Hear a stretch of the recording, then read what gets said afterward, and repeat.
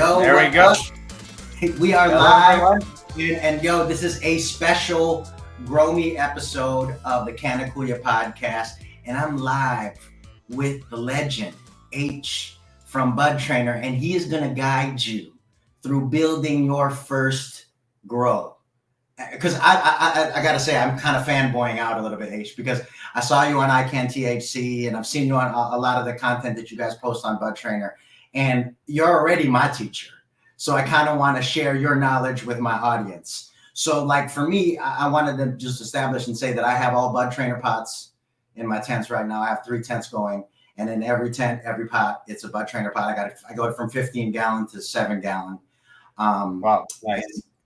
And then, yeah, but as far as my first question to you would be, what would be the first steps if you wanted to establish your home grow? Because I think people who are tuning into this, that's probably the first thing that they would want to ask is from a person who's like, how long have you been growing? And, you know, give a little bit about yourself, of course, but at the same time, what would be that would be my first question to you is like, what are the first steps? What are the first things you want to buy? What are the first things you want to think about when establishing your first home grow?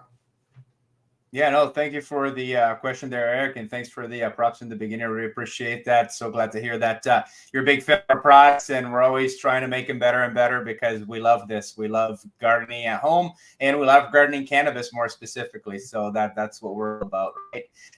And when it comes to, you know, starting your own grow, whenever I think about why do people start their own grows and why would you grow at home versus just buying at the dispensary or buying from a dealer that you can just text and they'll deliver it right to your door, right? Which is so much easier.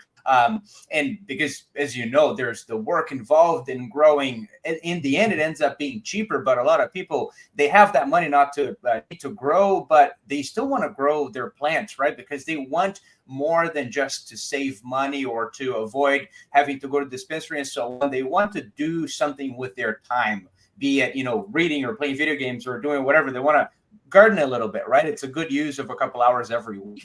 And that's what we find most people come into the gardening space for. Now, if you're going to come into this space to have fun and then you're going to encounter an experience that is not like that, you're going to give up on that gardening of cannabis very quickly, which in fact was almost me. I've been a medicinal use for over 10 years. 5 years ago, I started growing, which was right after Canada legalized. They legalized in like October, and the next summer I was already growing cannabis. And I was a huge fan of it. I wanted to grow because I had time in my hands, I had a backyard and had a lot of light. My neighbor happened to have 2 extra seedlings. He asked me if I wanted them. I'm like, well, why not, right? And I ended up just doing it or starting for the sake of it. But then I got really passionate about it and I wanted to spend effort into it because I wasn't going to grow 2 plants in my backyard that were going to be bad and then I wasn't going to consume that. But I wanted to do something that I was going to be proud of, right? And that's where I encountered the biggest difficulty, which was go find knowledge online that makes sense and that's consistent, and you can never find it. You know, if you go look up how to grow tomatoes or peppers, it's pretty consistent what you find out there and you can find answers. But how to grow cannabis, you're going to find all answers from everybody, and they're all different and controversial a lot of times, right? So everybody got their own opinion. Everybody got something, right? Yeah. That's especially exactly the comment section. Well, there we go, right? And the thing is, they're not wrong, but they're not right 100% of the time either, because a lot of the knowledge comes from experience, and what those growers experience is very unique to them. However, if you go to follow their method, but there's a couple of things missing that's from someone else's method, now all of a sudden the 2 methods don't work, and then you don't have good results, right? So after a couple of years of frustration and realizing that, you know, this wasn't really going to go anywhere with my own self-learning, I decided to go to college. I decided to learn how to grow cannabis at a commercial scale because I wanted to work in this industry. I was like, no, now I got this bug. I want to work for a large licensed producer out there that I'm going to be able to, you know, use all this knowledge. So I got a postgraduate degree at Niagara College here, right at the border of the US and Canada in Niagara Falls, for commercial cannabis production. It was like an 8-month postgraduate degree. I'm an engineer before that. And as I was doing this program, the cannabis industry here in Canada had already been around for like a couple of years. So all of the hype started to kind of like go down. There were a lot of these large licensed producers that were actually laying off a lot of people. They're like shutting down this big facility, 200 people laid off, shut down this other facility, 150 people laid off, and so on. And this started happening a lot while I was in school. And I was observing that. And at the same time, what I was learning in school, I was applying to my own grow at home. And I was realizing that growing cannabis at home was a lot simpler than what I had, learned before. There were so many things that were just completely unnecessary. Whereas the way that we learned how to grow in college commercially, it's super simple, because if you're growing commercially to make a profit, you want to grow things inexpensively and you want to grow efficiently. You want to be able to get the product out of the door with a lot of THC and a lot of weight on it as well, right? So if you apply that knowledge to your home grow, well, you're just going from 100,000 plants to 4 plants or 6 plants. It's a lot simpler, right? Yeah, and that's exactly what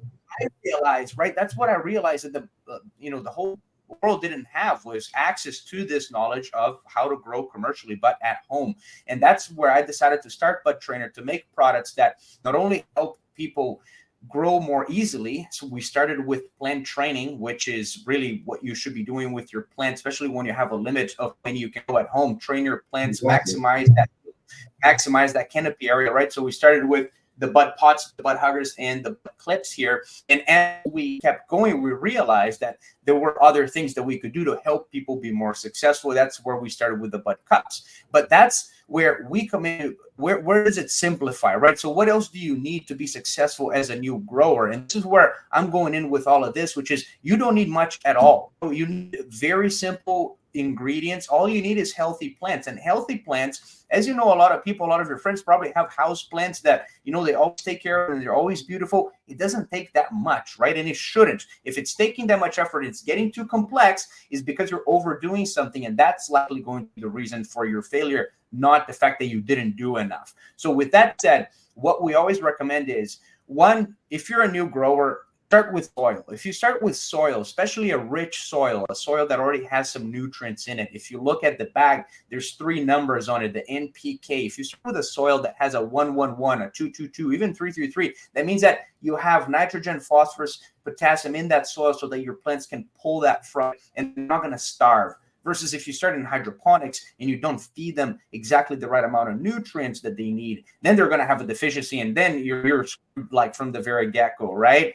So I gotta say, hydroponics was very intimidating when I was thinking about growing. It's a very intimidating process, just because, especially, there's so many factors that you have to deal with and kind of determine and evaluate. So for me, soil was always the way to go for me, especially. Did you do a deep water culture or cocoa or rock wool? Which kind of?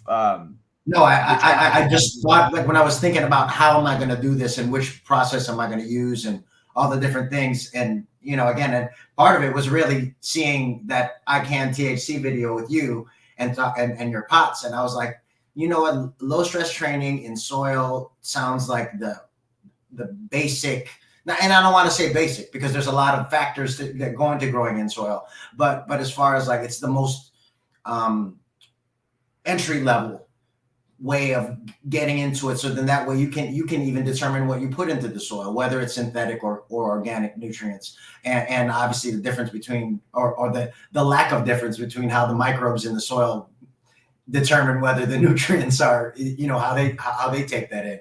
So, but either way, like, so yeah, no, sorry to cut you off there. Here comes the next part. You were talking about the organic versus salt-based nutrients. Synthetic. Sorry, we actually recommend you use the soil with synthetic nutrients. So you actually complement with both of them, right? And what we're experimenting now is with a new brand of nutrients that is just top dressing, so that the watering itself take care of it. But during the flowering stage, we're still going to put a little bit of salt-based synthetic nutrients in that water just to guarantee. So to your point, you can start with the soil, like you said, which has those microbes initially there to give your seedling at its most delicate phase between week 0 and 4 to 6. it gives it everything it needs. Then you can start feeding a lot more nutrients because it's time to go into the flowering stage when they start consuming a lot more nutrients anyways. Your soil is not going to be able to feed it. Unless, of course, you're growing in large pots and you're going the organic route, which is not something that's so begin friendly. Organic, it needs a lot of knowledge to be acquired over time, right? I have actually never grown organic, and I want to start at some point, but I haven't been postponing it because I know it's so much that I'm going to have to learn that I'm like, oh, I'm going to open that can of worms at a later point. I'm not going to do that right yet. You know what I mean? You know, and I played a little with it, bit. I played with a little bit of like KNF and a little bit with like building my own labs a little bit on my first and in the middle of my second grow. And to be honest, it's almost easier to just, especially when you're first starting out, you figure out how you want to do it. And then you get the products that you want to buy because it's a lot easier than making your own stuff for sure. It's at the end of the day, none of us are expert at it, so you never know what you might be. Like, especially, I always worried about the labs, or any kind of like compost that I make because I always, I don't know if it's for sure safe enough to put into the, into my the stuff that I'm going to ingest. So it definitely is for me. This organic route is, or synthetic route, even all synthetic route is a better way to start out, I think, for sure. And I agree with you 100%. But you're good.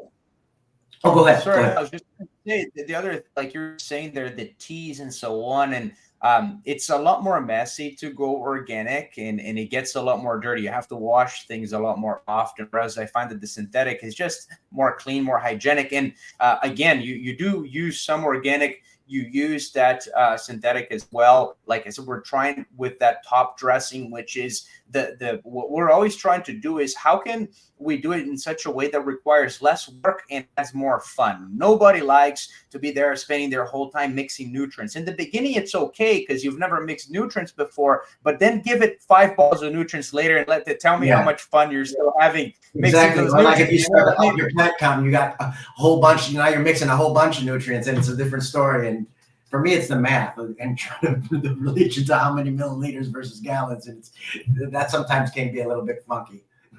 Well, then you have to ask yourself, which is, what do you really want? As a home grower, what do you want? Do you want a lot of volume? And then how much volume do you really need, right?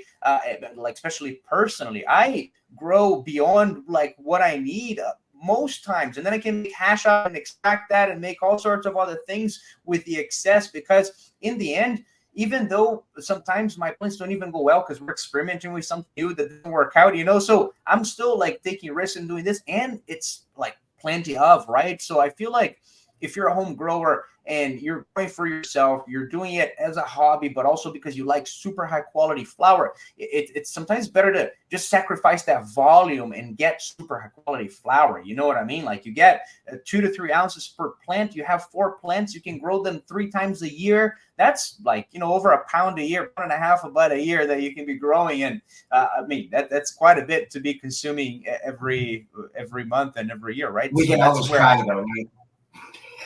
Yeah, exactly. We can always do more. But exactly. So that's kind of like where I look at it, which is we want quality. That's kind of what we're going for. A lot of licensed producers, and especially the ones that are not doing so well, they go for volume, whereas the ones that are doing well, that are selling a lot in the market, they go for quality. You know what I mean? So I think that there's something in flower, especially, that when you go for quality, it's really worth it. Otherwise, unless you're just extracting everything or making edibles with all of your grow, then you can go for volume. You're just going to throw everything in a blender pretty much and, cook it or extract it. But I feel like going for quality also makes the experience a lot more fun. So that's why I don't risk going on the extremes like deep water culture, where you're going to get like huge growth, like massive, the biggest like that you can get for any other growing. But any mistake and there goes the entire grow as well, because it's so delicate. You got to wash those roots and everything. And same thing with fully organic, right? That it has to be consistently moist, and you have all these bugs in it and all of these worms and everything else. So you're creating a whole ecosystem, and they're super like respectable, but it requires a lot of knowledge, right? So where we're going is, how can you, because there's so much to it already, why go so deep, all like nooks and crannies? Just get a good fertilizer regime, get some soil, get really good now, the bud cups, get good transplant cups, get good pots that you transplant them in. Do some Yo, I saw basic those bud training. cups, man. Because you're so scared with your seedlings, even when they're 2-3 nodes high. You're like, man, they're just growing. But then you get that easy just pop in and out, and you're able to the ease of that makes for the new grower, especially when the first time you're handling a seedling into uppotting. Those are amazing products. I love that. Can you show it and kind of show how it works? Yeah, of course. So yeah, these are the bud cups here. Actually, I'll show you the black ones because you can see how they work. And there are new products for you to start your seedlings in. So instead of starting your seedlings in the red solo cup, which we're all used to, fill them up with soil, you cut a few holes at the bottom, and then when it's time to transplant your seedling, you gotta pick it up, put your fingers like this, and then flip it upside down, right? And then all of that dirt falls, and you gotta squeeze it. By the time you pull it out, there's even more dirt falling. That's really stressful to your roots. And when it's time to transplant, it's stressful to me, bro. I don't want to kill the plant. It's stressful to me. For real. That's exactly it, right? Well, and then imagine a new grower trying to do this for the first time, right? It's very stressful. And I guess like anxiety provoking more than anything for them, right? So that's where with the bud cups, what we've done here is it's basically a bottomless cup that has a bottom that's separate from it, that just sits right where this little ridge is over here. So basically the bottom is always raised by a half an inch where this little ridge is there. And once the top is in, it covers it, as you can see there. And when you fill it with soil and it's time to transplant, so let's suppose this was it filled with soil, all you have to do is push it at the bottom here, and your entire soil, your root ball pops up without you having to flip it upside down. And then all you have to do is pick it up from the base and plant it where you want to go with. So sprinkle a little mycorrhiza there, and then you're good to go. Boom, right into the bigger pot. Exactly. Yeah, I just left a little bottom here. So that's basically it. The idea is this assembly here, and this bottom plate, as you can see, it goes up like this, so the water hits the middle, and it's always going to the sides. And then on the sides, there's little divots here that let the water go through. Right, so the water is always coming. Engineering here. Right there, right? There goes the engineer. That's exactly it. And so they don't only make it easier to transplant, but we've done the comparison, and there's photos actually. If you go on our website, the bud cups listing there are photos that show the difference between the root ball on a red solo cup and the root ball in a bud cup, and they're a lot healthier on the bud because they get a lot more aeration because they don't get that water logging at the bottom, right? They don't get all of that circling around. Yeah. But I mean, and that slope is really awesome because it also lends itself to when you're pushing up, you get the center and it pushes right up, and I mean the whole design. Like I said, it blew my mind when I saw it. I was like, oh my God, that's the perfect seedling cup for sure. Yeah, no, thank you. Appreciate that. And that's what we wanted to do, was to help growers have more fun with the process without all of that work and that mess that comes with gardening. Because if we can do it, then they're going to grow through and they're going to be happier with their results. So I feel like today we just need to cut some obstacles out of the way for a gardener, especially the ones that can cause a lot of damage to their plants. Like that's why we recommend doing a little bit of soil with a little bit of nutrient, and you're going to get the best of both worlds. The chances of your plant, not doing well, it's still there. Don't get me wrong. There's some strains that are super specific in what they need and so on. If you start with a beginner strain, you start with soil that's already got some built-in fertilizer there. Like I said, a 3-3-3 or something like that. And then you get some fertilizer on the side, a veg and a flower nutrient. Feed it very little, whatever the nutrient says. You feed like 10% to 20% of what they say, just to give your plants that tiny little bit of a boost if they need. And if they start going yellow, you raise it up a little bit more, but likely it won't be the case. Likely they're going to be just fine with a little bit of nutrient with that soil there, and off you go, right? So it's just reducing the risk. With the bud cup, same thing. If you're going to transplant in the red solo cup, it's risky. It reduces the willingness that people have to do that. Maybe I'm just going to plant straight into my pot. It's too much of a pain in the ass. It's like, no, now you have the bud cups. It's super nice and simple. It's better for your plants. You transplant. Now we have them on the bud pots. Let them grow a bit, a little topping. Those branches grow. Super nice and easy. Get the bud huggers and the bud clips and start bending your branches. We made it that way so that beginners as well learn how to train their plants, because it's super easy. Yeah, you're going to break a branch or two, but that's just a rite of passage. Everybody's going to break a branch or two. Doesn't matter if it's first grow or your 10th grow. When you try to train your plants, you will break a branch or two. So might as well start early, get that yield out of your plants. And once you've done a good training job, your plants are already flowering. You've supported those buds with either a trellis net or by tying them to one another to pull them in so they don't fall as they get heavy. You're off to a good race, so it doesn't take much. All it takes is a little bit of soil, a little bit of fertilizer, a transplant cup in a pot, and garden ties and low stress training clips. If you're doing indoors, you need the tent, the light, and the fan as well. If you're doing outdoors, you don't need anything else. You know what I mean? So it keeps it super simple. And right, a lot of people are going to say, no, but you need all of these different nutrients and all of the different kinds of fertilizers that have like 10 different ones. Don't go for those. Go for the fertilizers that have one for veg, one for flower. That's really all you need. Your soil, get that good result the first time around. And then if you want to build onto it the next time around, add a couple of ingredients. And then you go for your 3rd grow, add a couple of ingredients. By the time you're on your 10th grow, you're going to be a pro grower. But if you try to do everything on your 1st grow, that's when you make mistakes like I did for the first couple of years. I was all in. I was trying everything. I even tried to put a knife. I'm happy. For me, I was just happy I got a harvest on my 1st grow, because I threw everything in the kitchen sink on that 1st grow, trying to figure out what was going to make those plants bigger. Right. It's like not a good feeling when I still consumed the first plant that I grew, but looking at it now, I'm just like, wow, it's like when you cook your very first meal that tastes terrible, but you still like it just because you cooked it. You know what I mean? That was kind of me with my first. You hit it exactly right, bro. Yeah, right. It's how it works. However, I will say this, man.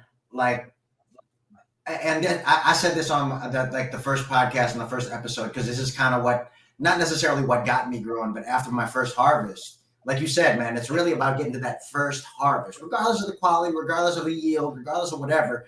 When you get that first dried, cured bud that you grew yourself and you smoke it, maybe you're not stoned out of your brain, but you'll never feel better about a joint or a weed, however you consume it. When you smoke that weed that you grew yourself, it is a different feeling. It is a different. It's a connection with the plant that is different than any other connection I've had with the plant. And I've been smoking for a long time, and in the same way, but growing it is a different. I can see why when you first started growing, why it was like, oh my God, this is amazing. I want to do this really, all the time. And you went to school for it, because after you feel a connection with this plant and you watch it grow from a seed to this huge thing with these huge, beautiful, delicious buds coming from them, it's a different process and a different experience. And then when you smoke that, it's an even better high.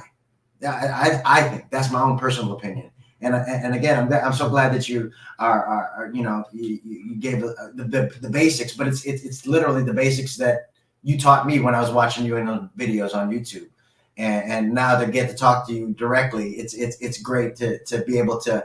But what I wanted to kind of ask you, when you're low stress training, because that to me is like the key to getting a good yield, especially when you only have 3 or 4 plants or however many plants you have in a smaller space. When you're low stress training, what would be your, I don't know, what would be your best tips to low stress training? Because there is a science or almost like an art to it. Because I remember when we were first talking about before the interview, and I mentioned that I feel like Mr. Miyagi when I'm training the plants to grow a certain way. So what are your techniques? What do you look for? And when you see what you know what I'm saying? Like, what are the tips that you would say in as far as your best low stress training tips using your pots? Well, yeah, first of all, I just wanted to say that I totally resonate with the aspect of like once you consume your own bud that you've grown, it's like a completely different experience. And once you experience that, it's hard to experience anything else. You know what I mean? And unless you're consuming from someone else who grew and you know that person, and then you have the respect for that person as well. But consuming dispensary cannabis after you grow your own is very difficult. You know, plus It it's is never as very good. difficult, man. I've only consumed for like 2 months of my own stuff, and it's hard for me to buy weed now, man. It is really hard. I know. Exactly, exactly. But anyhow, with low stress training, um, I think it's essential. Like I would never grow without low stress training myself, just because it's one of those things that once you learn how to do it and you learn the values of it and you learn how much more you can get, it's like why not do it, right? So it's the same thing as once you learn what's a really good nutrient or fertilizer brand that you use, why go around switching to other? Like you stick with what works, right? So with low stress training, it's one of those things that 95% of commercial growers, the people that are doing it for a profit, out licensed producers, they do it. So low stress training is not just a joke. It's not just something that's like, oh, like, yeah, let's just do it for fun. I mean, bonsaiing is just for fun. That's not increase your yields. And I have all the respect for that. It's a hobby in itself, right? But low stress training, when you look at it from the perspective of yield and from the perspective of increasing your cannabinoids, what you're basically doing with the low stress training is that you're taking branches that are naturally growing almost vertically, like on a bit of an angle, but almost vertically. And the plant, the cannabis plant naturally grows in that Christmas tree shape, right? So with those branches shooting out from the bottom, bigger, and then the smaller ones at the top. So when you low stress train, what you're doing is you're doing what's called breaking the apical dominance. The apex is like the top, and apex is a word that's used for mating. The apex predator, like the top thing. So when you break the apical dominance, you're breaking the dominance of the apex. So by bringing that top down, by doing, for example, a classic low stress training where you just bend the plant sideways, what happens now is that those bottom branches that were previously not the apex, now they all of a sudden become the apex because the side branch is now higher than that top branch. And the plant notices that because it's collecting light from the light source from the sun. So now the plant's going to go like, whoa, my light sensor on this bottom branch here just detected that there's more light than the top does now. So I'm going to put a bit more of growth hormones at secondary growth instead of the apical growth is the secondary growth, which are your side branches. And then that's what the plant starts doing. So all your side branches start growing with the same apical dominance because you just flattened it all out, right? You took the dominance from the top bud and you put it on all of the side ones. Why do cannabis plants want to grow one tall, big bud? Is because in a field where they have multiple sisters and brothers around, they are going to think of reproduction. How can I survive? Well, if they go flat and to the bottom, all of the brothers and sisters are going to grow taller than that plant. They're not going to be able to collect pollen that's going to come from the air, the wind. On the other hand, if they grow tall and skinny with one big top bud, they will more likely get that pollen that's going to come with the wind. So then they're going to create their seeds, drop their seeds. Because cannabis is an annual plant, it expects to die at the end of the season. Those seeds are going to go in the ground with all of the rain and so on, and the snow that comes and melts. And then by the time spring comes, the temperature rises above 10, 15 degrees Celsius. Those seeds that overwintered will grow again. Now you have a full field with even more cannabis plants, and they're all fighting again for that one small little spot. That's why cannabis plants grow that way. But we don't want them to reproduce at home. We want the opposite of reproduction. We want them to not reproduce. We don't want seeds in our cannabis plant, right? Exactly. And what those little firecrackers in the joint, you don't want that. Exactly. So we want to kind of break the plant's nature of growing in that one apical dominant, with that one apical dominant bud, breaking that apical dominance by letting all of them collect light. Because then what happens is the plant still wants to maximize its chance of success. It still wants to maximize its chance of reproduction. Once something happens, let's say a tree falls, right? There's a cannabis plant growing, a tree falls on top of it, and then boom, that cannabis plant is flattened out in nature, not by a human, but in nature. Well, what is it going to do? the whole top is smushed now by a tree. Well, the only option that it has is to grow sides and those bottom branches that it was growing, right? So that's what it does naturally. And that's what we're doing here, is acting like that tree trunk that just fell on top of the cannabis plant, bending it to the side, exposing it to all the light, forcing it to grow in all directions. And ultimately, we're exposing it to more light. So when you look at the area, as solar panels, you're getting all the solar panels that were one on top of the other, and you're spreading them all out, right? Now, all of the solar panels are catching the light, and not just light, but for plants to photosynthesize, for them to grow and create sugars and all of the good stuff that ends up giving us those crystals and those cannabinoids at the end, they need CO2. They need airflow to come and take away that oxygen that they just put out, and then bring new CO2 in. And then they bring that CO2 into their leaves with the light that's coming from the top. They do the photosynthesis, and then they put out oxygen and water in form of water vapor again. And then the wind comes and takes it all away. So that's why training your plants helps. You increase the light exposure. You increase the amount of light that goes through them, which all in all is not what it wants in nature, but it's what we want in real life, which is to get those nice juicy buds that it doesn't hurt the plants. It doesn't hurt the plants. It's still perfectly fine. It doesn't mind being bent over a little bit to expose those lower nodes, because it's a resilient plant. It's a strong plant, and I think that you perfectly described and justified why everyone should be low stress training their plants when they're growing at home. Well, there we go, and that's why there's different levels of training as well.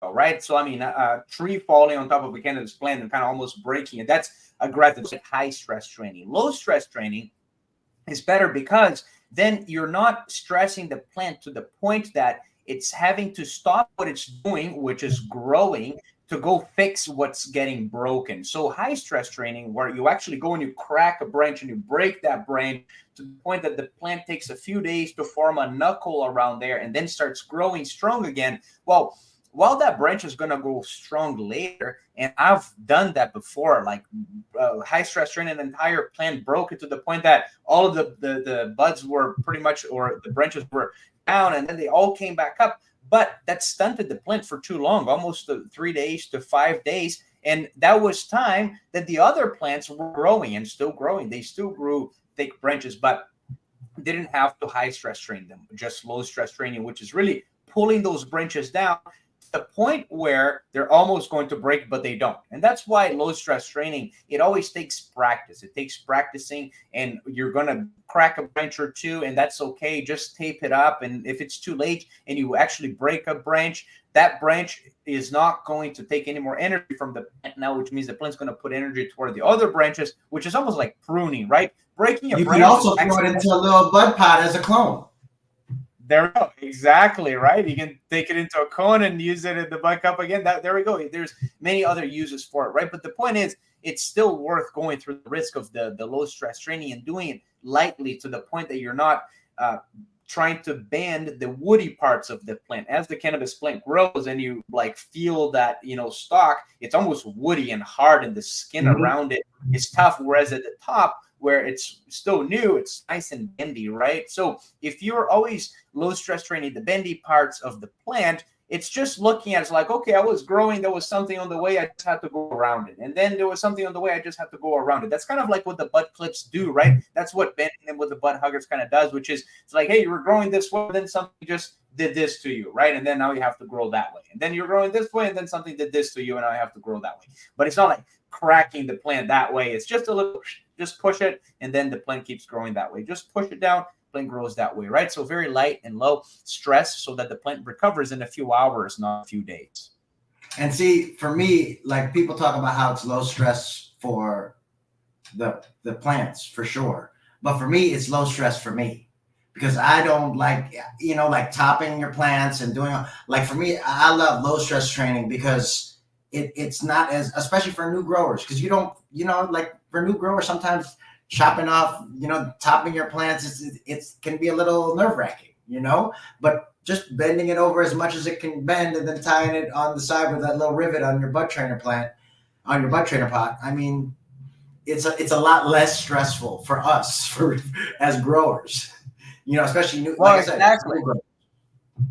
Yeah, no, that's a great point. And when like we do recommend topping as well, but we recommend it in a different way that a lot of people do. Where I've seen a lot of topping guides where people will let their plant to like this size and then they top it almost like 60% of the way up. You lose a big branch with a couple of nodes in that branch, and then you're losing all of that growth for no reason. Yeah. Where we recommend, right? We recommend topping right after. So you transplant it around week 4 and 5, give a week for that plant to start growing the roots. And what we recommend topping is the top half an inch. That is just that tiny little node. Because once you cut that little node, start of a little node, right?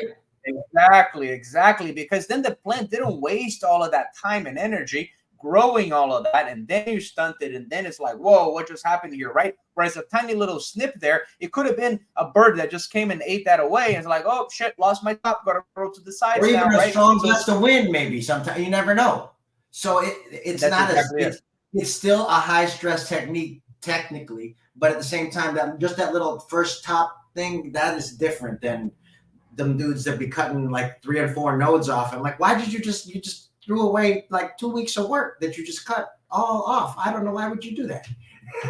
No, that's totally true. And like, so it's funny how like things fall into different categories, right? Like the low stress training, the high stress training.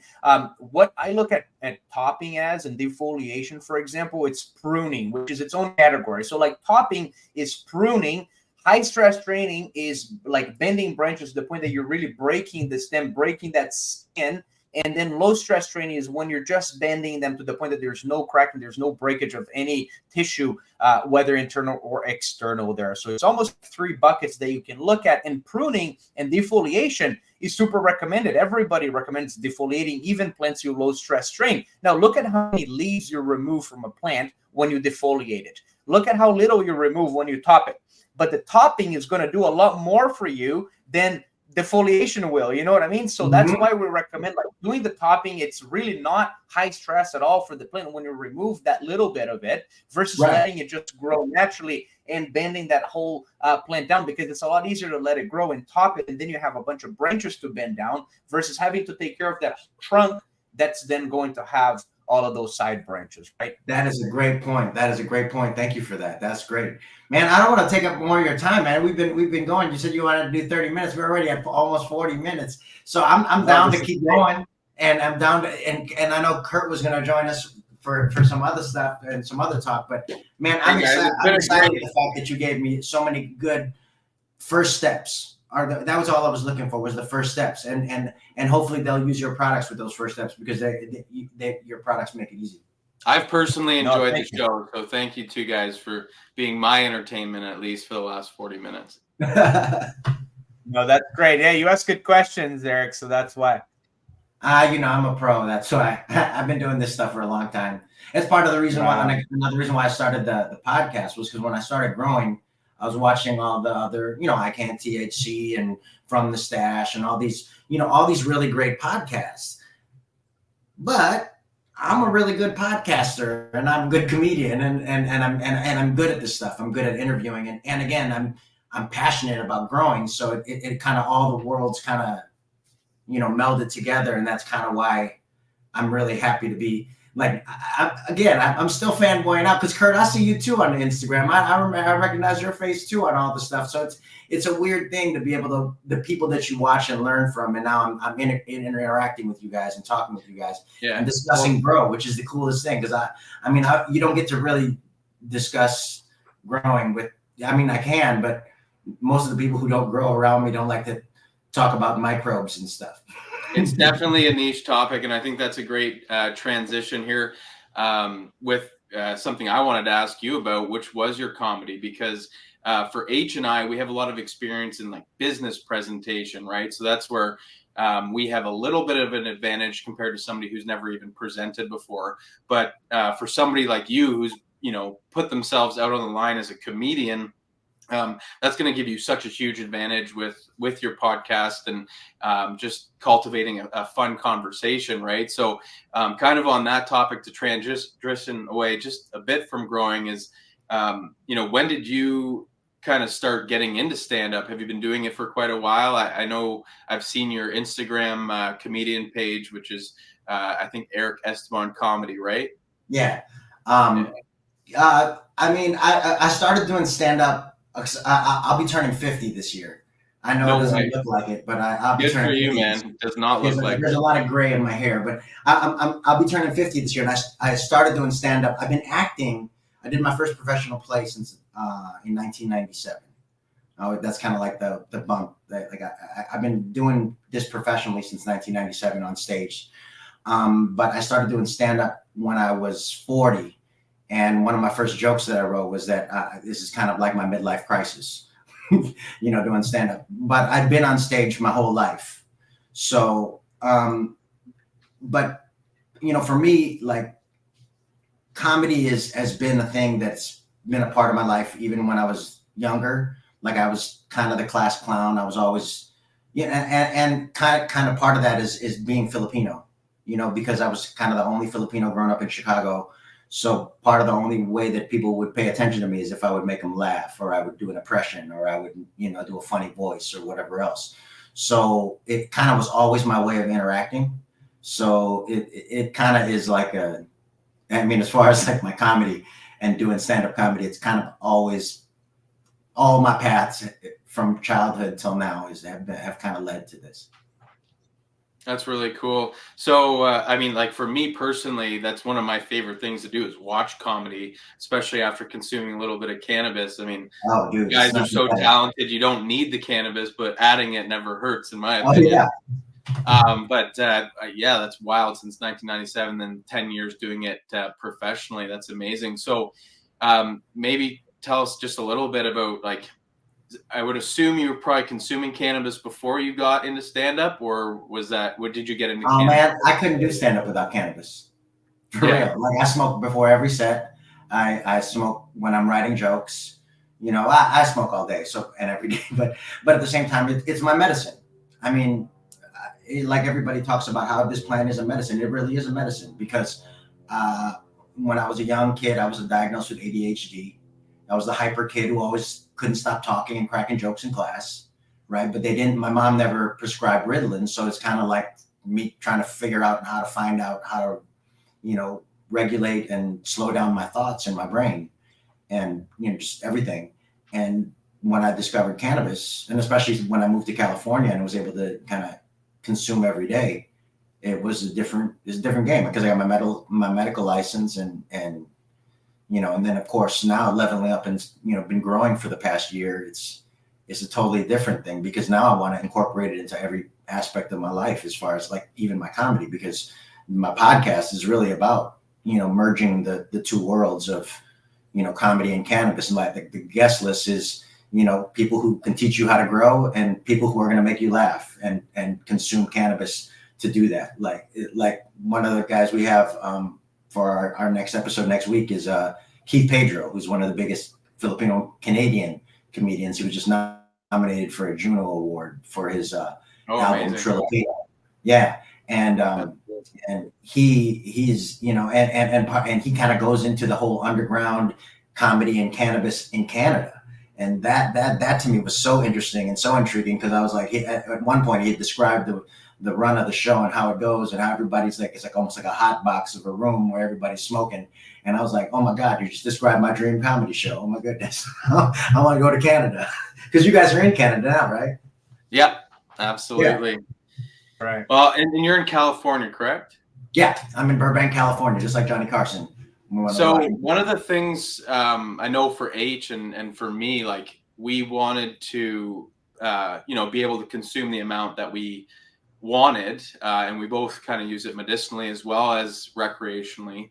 But being in California, you guys were where Canada is years ago, where the supply is so large, and obviously that has the effect on price, right? So, as somebody who's got another profession, which I imagine writing takes up a lot of your time, unless you're, purely improv, but growing's a big hobby. It takes a lot of time. And if you had, a large supply of cheap weed, and California is known for great weed too, what really kind of pulled you into growing? Because I don't know if it would, in California, there was as many barriers to getting high quality cannabis at a low price. Oh no, and to be honest, it was more of, because I started smoking, I think when I was, like, the first time I started smoking was like 18, 19. So I've been smoking for a minute in Chicago. And in Chicago, when you're smoking in the late 80s, or I'm sorry, in the late 90s, it was like you were risking your freedom to smoke weed. So you were really, it was a different time. But then when I moved to Cali and was able to get it all the time, it was great. I loved it. I still consumed every day and all that. But the reason why I started growing was, like you said, I've been doing comedy for 10 years now, and that's kind of culminated last year in January in my first 1 hour special. I did a special in my hometown of Chicago where I rented out a room, and 4x3 Productions produced it. They had like 4 cameras going, and I filmed my first 1 hour special and got a standing ovation. And then, I had to wait for it to get edited. And that was, a few months process. And it was kind of like, I had worked for 8 years, 9 years to do something and accomplish something, and then finally accomplish it. And you think like everything changes, but really nothing changes, especially when you're still waiting for it to finish and come out and see how it actually comes out. And so I don't want to say I got depressed necessarily, and I wouldn't, because I know people who are depressed. I wasn't depressed, but I was more like, what do I do now? And I know that I'd always wanted to start growing.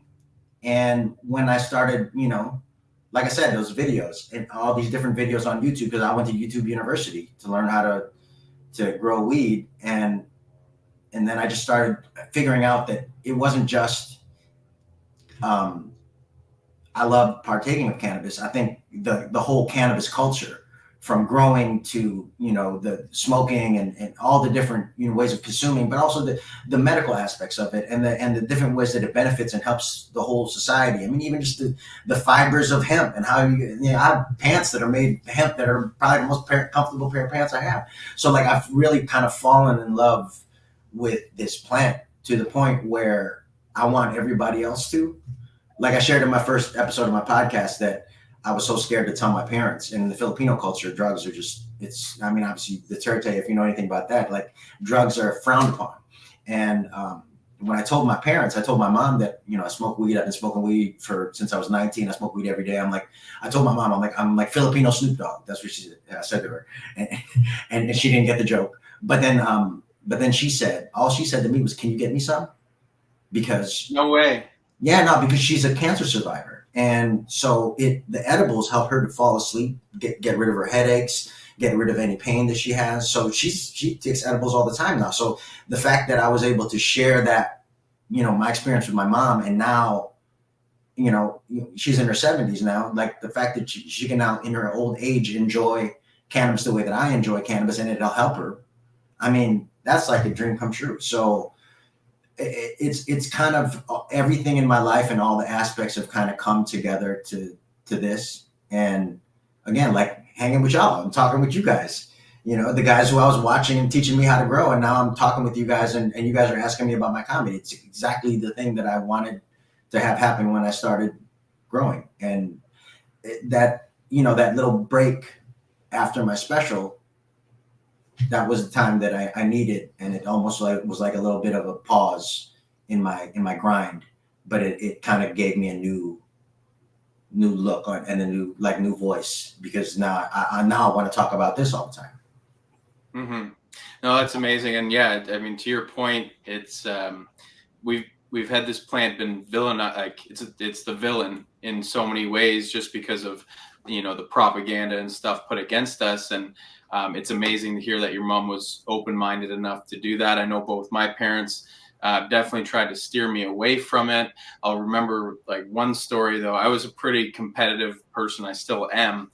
But in high school, I'm playing more competitive sports, like really intense, working out every day, and just living that kind of lifestyle. You get pretty jacked up, right? So I didn't really smoke in high school at all. And then I started in college quite a bit more frequently. And the one time I remember sitting with my mom, she goes, "Are you smoking weed?" right? And I thought she was going to be all disappointed in me. And I was like, you know what, Mom, I am. And to be honest, it makes me feel better. I feel more optimistic about life. I'm enjoying my life more. I feel more relaxed when I'm trying to relax. And finally, she was like, you know what? I think you might be better off smoking a little bit of cannabis once in a while.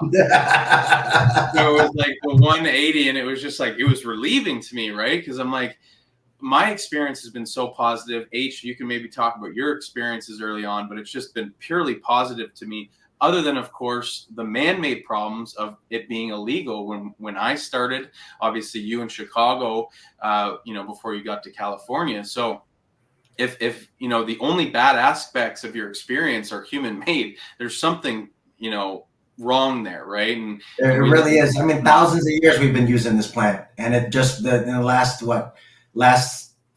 quarter 75 years, people have been demonizing it for in a lot of ways racist reasons. It sucks, but especially here in America, I go back to the Roger Aislinger quote that they talk about, where he says Negroes, Latinos, and Filipinos use cannabis or use marijuana to lure white women away from their husbands. Which, I mean, propaganda, man. That's it. People get scared, and people have been afraid of this plant for so long. And to be honest, if more people were open-minded, like your mom and like my mom, in as far as either open to taking it and trying to try it and see if it helps them, or at least accepting it in the person that is using it in their life, and not trying to make them or demonize them or make them in any way a bad person, because they're the same person that they were. Especially if they're consuming cannabis and you're chill and you like them, you probably like them and they're chill because they smoking cannabis. You should probably leave them alone and not worry about judging them about smoking cannabis so much. Mm-hmm. Yeah, no, and for sure. But like, even in high school, I think the main reason I stayed away from it was because I was always taught to view it in the same talk as, heroin, cocaine, magic mushrooms. And it's just like, it's far closer to like a coffee or an alcohol, right? Probably alcohol would be the best comparison. And I've never had a hangover from weed. I don't know about y'all, but I wake up a little groggy after edibles, but no. That is called waking up, homie. You are just groggy. That's not a hangover. I have had hangovers that will, where it's like, throwing up and all the other that. I have never had that from weed. I don't know about y'all, but that is 100%. No. And H is from Brazil. Like it's not legal there, is it? Right? So. No, yeah, it's back when I was still there, it was still very frowned upon. Now it's a lot more relaxed. Like a lot of people are looking at doing it more, and they're getting medicinal licenses to grow, and it's really going that way right now. There's a liberal government going on, so I feel like they're taking the right next steps. Colombia, right beside Brazil, is already growing a lot of cannabis and exporting it to Europe, which has very high standards, even higher standards than here in Canada, for the cleanliness of their product and how it's grown. So I think that it's just a matter of time until countries in South America start getting into it, start getting behind it, especially Brazil. The only thing, speaking of international, I just saw that news on Thailand and how they were regressing all the marijuana laws. And I was like, man, the idea that the one government switch and you can totally 180 that stuff. It was becoming the weed capital of Asia, and then it's now fast becoming, you're going to get in trouble again if you go there and smoke. Yeah, I know. It's very silly, but it's like one step forward, 2 steps back, 2 steps forward, 1 step back, and then you said it, man. Taking another step forward, So that's kind of what it is like in this space here. But we'll see what happens there. Maybe Indonesia will get in next because they have great climate for cannabis as well. So that would be a good country to take over, especially because they have so much tourism there. So I don't know. It could be anything. Germany's up next in April. They're legalizing for the just growing at home for up to 3 plants. So that's going to be pretty exciting all the way. Our friends in the north, Yeah. Now, I'm excited for those Germans to start growing indoors because they're going to come up with some kind of crazy machine to make us grow huge plants because they're always good. They're really crazy good engineers, those Germans. Right? Yeah, exactly. No, that's very true. That's They might have a exactly button that's like a robot where it like moves up automatically or something. Yeah, I don't even know. I'm like excited that. to see what they engineer. Yeah, we'll see some That's like beer related strains, like some Oktoberfest sausage strain or something like that. I'm not mad at that. I'm not mad at that. Yeah. Or like a bong made out of like a beer thing, you know. A Beerstein bong. There you go. Das Boot. Yeah. Oh yeah. Hey, German company, shout me out. CannaKuyaGrow. We can do some German Filipino collabs. Yeah. Perfect. Absolutely. Guys, I have a call at 5 p.m. now in a couple of minutes. Cool. Yeah, no, I was just going to say that's a great time to wrap up there. I think, Eric, thanks for inviting us onto your podcast. Man, thank you guys. If you're watching the video on our YouTube, thanks for checking it out, guys. Go follow Eric here on both his comedy page and his grow page. H, go head out to your meeting. Thanks for doing this as well, guys. And we're going to have a great one. No, H, thank you so much, man. I really appreciate all the knowledge you've given to my listeners. My pleasure. My pleasure. Have a great one. All right.